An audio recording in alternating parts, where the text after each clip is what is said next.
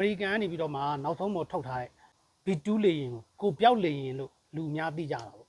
အခုကျွန်တော်ပြပေးမှာက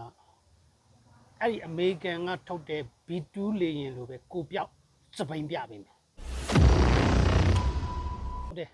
အခုကျွန်တော်ပြပေးမယ်ဘိန်းလေးကကိုပြောက်စပိန်ဘလို့ကိုပြောက်စပိန်လဲဆိုတော့ဒီစပိန်ကကျွန်တော်စီးလိုက်တဲ့ခါမှာလူကအဲ့ဒီစပိန်ပေါ်တက်လိုက်တဲ့အချိန်မှာစပိန်ကပျောက်သွားပြီးတော့မှ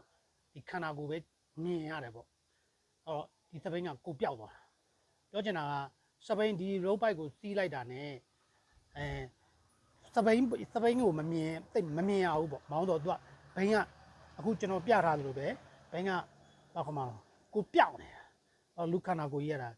စပိန်စီးနေတဲ့ပုံမြင်ရပြီးတော့စပိန်ကသိမမြင်ရဘူးပေါ့အဲ့ဒါကိုပျောက်လို့ခေါ်တယ်အဲ့လီလာကြော်ညာတာပါ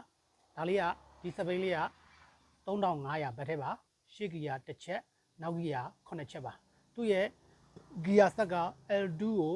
L2A2 လို့ခေါ်ပါတယ်ဂီယာဆက်လဲတင့်ပါတယ်ပေးရတဲ့ဈေးကလည်း3500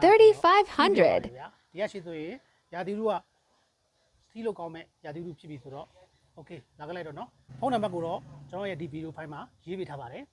ဒါချီလိမ့်မြို့တွင်းဆိုရင်အိမ်ရောက်ပို့ဆောင်ပေးပါတယ်နော် come on